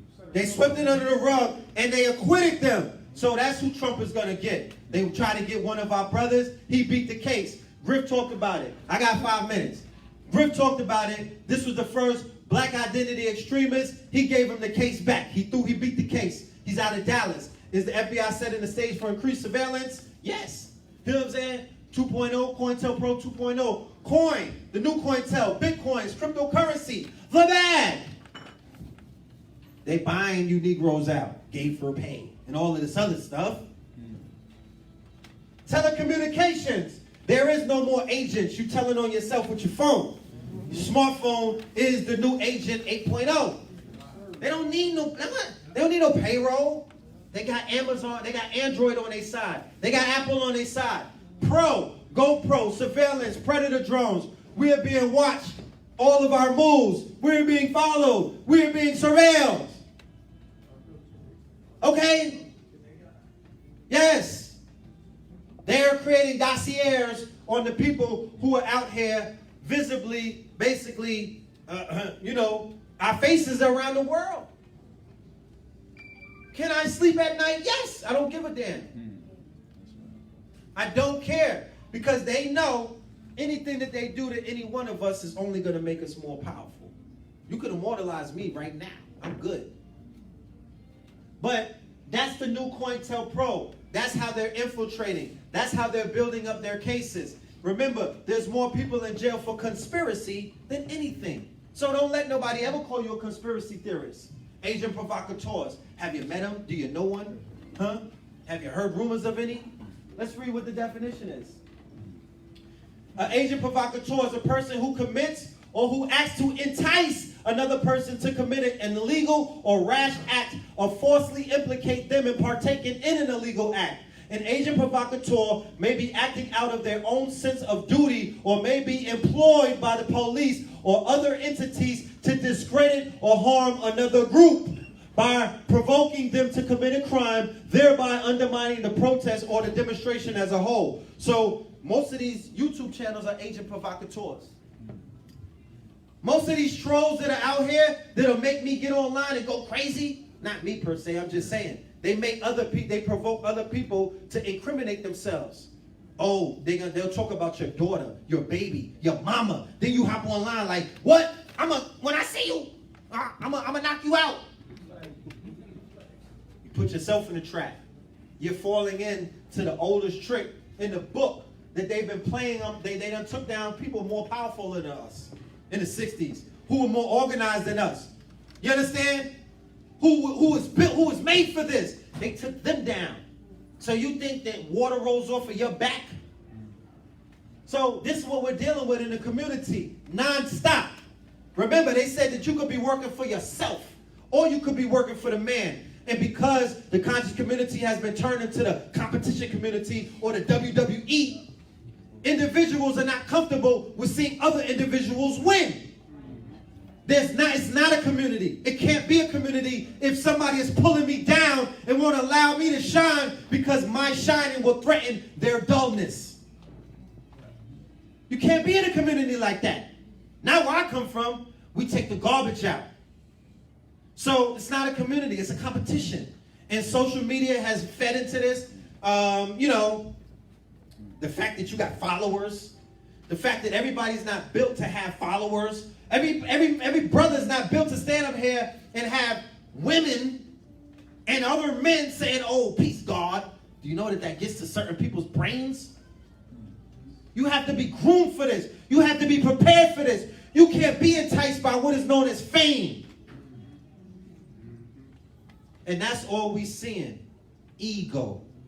False delusions of grandeur. Fame chasing. Clout chasing. Stop feeding into it. Stop. It's going to always happen. You got to be responsible. And stop being a participant in, the new form of Ratchet Mondays. This consciousness, ratchet every day. So, I'm about to wrap it up. All right, I want to end it on a good note. Retailers must wake up to the woke Generation Z. So they're blanketing the whole generation now and calling Generation Z the woke generation. They want to eat good. They want health products, health and wellness, da-da-da-da-da. These are the fathers of that movement. These are the fathers of that quote-unquote woke generation now. These are the quote-unquote new thought leaders of the woke. Would you even think that? Could you even fathom that 10 years ago? That the face of the woke movement on the artist side would be P. Diddy and Jay-Z? Did something not happen in 2012? Are we not in the bizarro world? Talk to me. Either right after the day that Obama got elected or something in 2012. But, they flipped the books on us. Because these are two woke MCs now. Look at him, unapologetically black. The same thing that's on my brother's hat. He says, I pray I can be a part of showing my people the way to this goal. Stay tuned. Our goal should be economic independence. Then we won't need to worry about what anybody says. The world's most famous lap dancer said that. Okay? The world's most accomplished male escort. To the small hats. He sold the culture. He sold the culture. Jay-Z was sitting on Lyon's lap. Harvey Weinstein's lap. They got blood on their hands. This is Mr. All About the Benjamins, right? That helped take down the values, take down the morals, take down everything, and everything became about the Benjamins. He birthed that, right? He was popping before Jay-Z was popping. He brought Biggie on the scene. And when Big died, Jay came and he finished it off. All materialism over everything. Now they're trying to balance the scales and try to get their souls back. This Negro said that he prays that he's on the top of the Forbes list. He says that he prays that he wakes up. And the goal is, Negro, you can make the goal accomplished. Every Monday you could say, I'm giving $100,000 to a black girl magic. I'm giving 100 racks to black businesses. You could Shark Tank this shit from Twitter. You don't need no setup nowhere. You don't need Khaled with you. You don't need the 4. You could do it from Twitter. So when they talked about, look, coke dealer,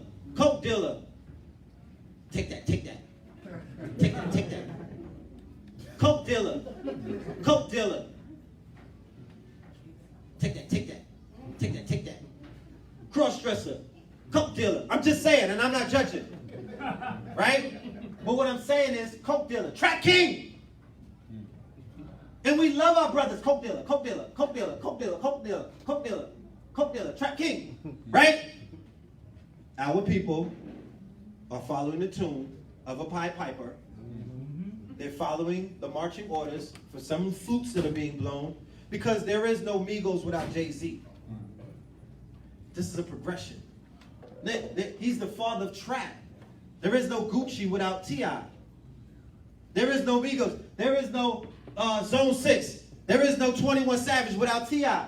We're talking about heads of the snake, right? But these brothers are woke. That's what they said. I haven't sat with near one of them, right? So we got to have conversations with these brothers, because at least they're trying to turn a leaf. That's what they say. T.I. came out with like a conscious mixtape. At least they're trying to balance the scales. It's about my eye. So if I can stand in front of you, I'm no angel. You know what I mean? I have a checkered past. So if I could be accepted, then maybe they can. But if they want to help, if they want to get this thing going, they need to come to where the information is real at. We don't need to reinvent the wheel. Y'all need to come and sit down and get some of these instructions that were laid out by the ancestors and the great ones who just left here. All of the doctors, the Dr. Blairs, the Dr. Sabies, the Dr. Francis Cress Wilson. You understand? The Dr. Benz. So don't hit us with this empty-ass woke shit. Give us some sustenance. Start funding these businesses. Start changing these food deserts into, into green havens, oases. Because this is what they're responsible for. New research proves that all things being equal, nothing is equal for black boys. So why y'all still giving us poverty lyrics, poverty-minded consciousness, all of this hood rhetoric, when they're telling you blacks and Latinos will be broke in a few decades? So that spell that they casted, it didn't make us better. It didn't make us more ballerific. It's more brothers in jail than it was in the 90s. It's more broken families than it was when crack hit. You understand? It's more people on a run that don't own nothing, that are basically in refugee status. New York City, they done kicked out mad, quote-unquote, big willies, money makers, shot callers. Them niggas is on a run like they Somalians. Okay? They're refugees. They don't know where to live. The landlords have pushed them out. That gentrification is real. So y'all not talking no real power. And I'm going to end it on this. The future is African, and the United States is not prepared. Okay? So all of my Pan-Africanists in the building, shout out to Irritated Genie, who actually goes over there and makes the trips. You know what I'm saying? Give it up to people who are not just talking about Africa, romanticizing and fantasizing. People who actually get a ticket and just go there. You know what I'm talking about? That's what we need to be doing. Like Blue Pill said, we have available land, resources. The world is ours. We could open up trade lines in Africa. We could open up young, small villages if need be, small towns. Make a center for our ancestors that are here that may transition. Make a mausoleum for them. Whatever it takes. Make a center for black consciousness on the continent. To wake them up from the spells that they're under, colonialism and religion and whatnot.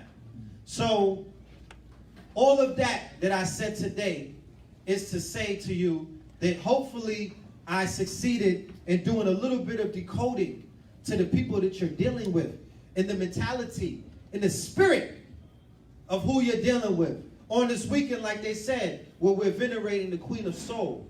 We the ones that got the soul. We the soul people. We have soul power. We need to get back in touch with our souls. We need to get back in touch with that which makes us different and that which makes us the supreme, or that which makes us the genetic superior. It was your soul. It was the soul music. Remember the love that you felt when you listened to the best of Aretha? The best of Sam Cooke? The best of gospel? You understand? Soul. Something that the Sam Cookes of the world can't duplicate. The Adeles of the world. Maybe Tina Marie. She gets a pass. We're working on that DNA. We're trying to work. Huh? Sam Smith. Oh, no. Sam Cooke is a legend. Sam Smith is a clone. So get back to your superpowers. We live in an economic, I'll be happy to come back and do a three-hour lecture on all the results that are available, the Facts Initiative. We belong to a group called the Paradigm Shifters. A brother by the name of 19 Keys, Derek Grace, Rizza Islam, Brother Ben X, Pop Darby, and another brother named Billionaire Pa. We're traveling the world, waking people up. We want 30,000 members at a $20 membership on a monthly basis, so we can have a $600,000 a pot, okay? Not just a pot, resources, a treasury outside of a 501c3 or outside of a nonprofit or outside of somebody cutting us a check when they feel like it. No, the power is in the people. You in this audience are the most talented people that you know. You have gifts, you have talents, you have a contribution that we need inside of this movement. This movement is on a rise. This movement is globally. This movement is galactic. I be getting signals from Saturn every Saturday saying keep up the good work. People are watching. Blue will tell you. There's light, sentient light beings out there. Our ancestors are on higher planes, moving things for us, clearing things for us in the universe. The vast universe is conspiring for our success. And with that being said, thank you for your attention. Thank you for your time. We have products, we have clothing, we have herbs, we got jewelry, we got music and media. Holla at us for closing leave, love and light. Peace. What up for Brother Red Pill? Blue Pill? And Brother Professor Grip. Give a big round of applause for all these brothers. Brothers and sisters, we're going to get ready to close out correctly, but we're going to bring up Sister Alkamar. She want to make an announcement about everlasting life, some different things that's going on here, and then we're going to close out, and then you can come support the vendors. How many people been here to everlasting life before? Raise your hand. Okay, half of the crowd. Okay, so she's going to tell you some things about it. Yes. Real briefly, greetings, family. I'm Al Kumar. I am one of the events coordinators here at Everlasting Life. I hope you guys learned something. I know I learned a whole lot of something today. So glad to see you here. If this is your first time, please come back. Don't be a stranger. I call this place a culture hub. So we do a whole lot of things here. For instance, every third Saturday of the month, we do a marketplace. Actually, we do 2 a month. Every first Saturday, the Black Wall Street Renaissance, that's the one I host. From 12 to 6 p.m., you can come, you can shop. This whole room is filled with vendors. We open up the stage for different performers. So this coming first Saturday, we're having a local artist, a sister. We try to raise awareness around all our local artistry. So she's going to be coming and performing for us, Miss Aya. The third Saturday, we do a health marketplace. So again, you can come shop with vendors, fresh food, produce, natural supplements, things of the nature. That takes place from 11 to 4 p.m. every third Saturday of the month. What else we got? Oh, every Friday, we do a dinner and a movie. So this whole room, we dim the lights. We have the screen here. We air different documentaries and movies. Everything is centered towards us. A lot of things that you don't readily hear about outside of these walls, mainstream not going to tell you about. Well, we get into them with on our Friday dinner and the movie nights. That's always free, and we have a discussion that immediately follows. That's from 7 to 9 p.m. Right behind you, it's the eLife Studios, a full-fledged studio, audio and visual. We go live. As you see, we've been live streaming here. You can find us online, eLife Studios. We do have packages, so if you have a voice that you want to get out to more people, consider coming and joining us up at the eLife Studios family. And I have some information in the back. Actually, Dr. Baruch just pulled up, so he's here and he can share more information about that with you as well. Let's see what else real quick. Children's night, each and every Thursday. Children eat free, 12 and under. As long as they're here with a paying adult, They eat free from 6 to 8 p.m. Not only do they eat free, but they come, it becomes a big game room for the children. We have different arts and crafts and activities, and it switches up every week. So bring the children out for a healthy, free meal, and then they get to link up with other children their age, and they always have a good time. Hanifa and I have a sister, Hanifa, we do a radio program every Wednesday called the Empower Hour. We go live from 2 to 3 p.m. Briefly, all we do is we tackle tough topics that affect our everyday life. I like to say the topics that most people run away from, they don't want to talk about, they want to brush under the rug. Well, Hanifa and I dig right into them, and we hash them out, and we bring in special guests. Love to get some of these brothers here on our program. So check us out online under the Empower Hour Talk Show. And I think Dr. Baruch, I'm going to turn it over. Oh yeah, and if you guys want to get on our database, we do a text reminder. Whenever we're doing special events such as this, we'll send you out a reminder text just to let you know who's coming, send you a flyer, things of that nature. So we have a sign-up sheet in the back if you want to get in. All we need is a name and a phone number. Thank you, guys. Give it up for the sister. And one more person without further ado, the owner of this great establishment, Dr. Baruch. Give him a big round of applause. Also, while we hear from him, we do have an email list for Reality Speaks that we actually have, and we want to share that with Dr. Baruch and the Pills and Brother Griff. So if you can, I did send it around to some of you. Sign it, please. Brother Ricardo is there at the table. Stop and sign that email list so we can stay in touch with you. All right, thank you very much, family. Thank you, brothers. You know, great presentation. I'm sorry I couldn't be here. I was at the other restaurant doing that work on that side. But I greatly appreciate the work that Brother Jabari and Soul Vivers are doing and connecting up with us and us working together as a team, because that's how we got to do this, y'all. We can't do this by ourselves. We have to come together as a community and begin to work to build ourselves back up. So I really appreciate us being able to, you know, connect up and do this and be successful at it and do it over and over and over again. And hopefully this will be something that you all will be able to benefit from every weekend here between here and Baltimore. Just a little bit about Everlasting Life. How many of you are here for the first time? All right, great. Appreciate you coming out. Please don't let it be your last time. We are a 23-year-old establishment. The whole purpose of our establishment was to provide a viable food source to communities disserved and underserved. And we're doing that. We have been doing that. We're going to continue to do that. And what we want you to understand, our philosophy is that we're not sick from disease. In our community, we're not sick from high blood pressure, heart disease, diabetes, cancer. And I'm sure Brother Griff and others have gone over this. But we're sick from nutritional deficiencies on purpose. Did y'all hear that? We're sick from nutritional deficiencies on purpose.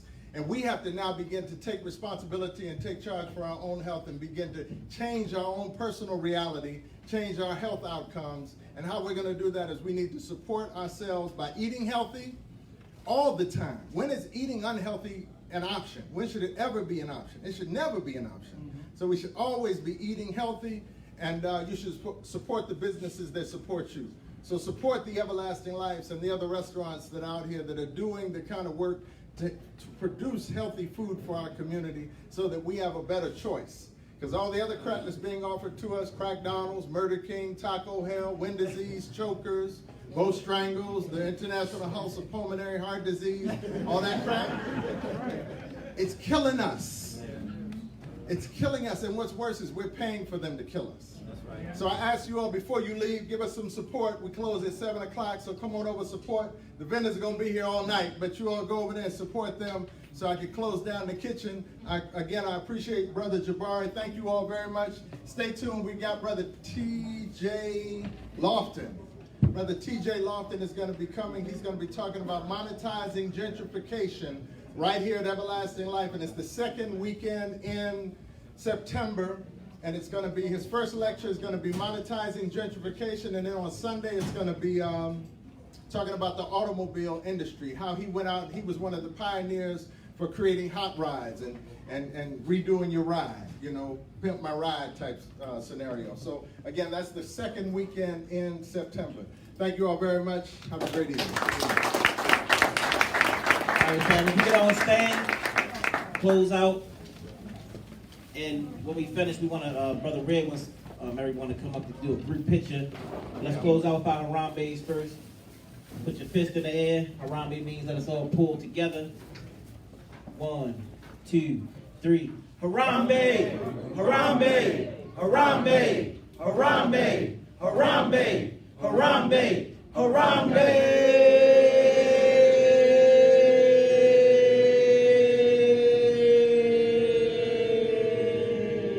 All right, I forgot to tell y'all you do it 7 times. So thank you for coming out. Yeah. Family, I want to take a group picture so we can remember this moment. So if everybody, if you don't mind, we could do it all on the stage and just have the camera people flash away, snap away. So come on down. Come on down. Oh, Mike. And please leave your email because I want to send everybody who's an attendee tonight this detailed PDF so you can have it in your possession. It does no good for me to just hold on to it. I want y'all to have it. We're actually working on turning this series into a book, an ebook series and whatnot. But I definitely want y'all to have this for your archives. All right, thank you. Okay, so I'm going to cut this off because I need my pad in order to take some pictures. So, again, if you guys are local, we need you in the room. Keep that in mind for next time. It's great that you are watching online and sharing. Thank you. But we need your energy present if you're able to for the next go round. All right, family, thanks for watching. Peace.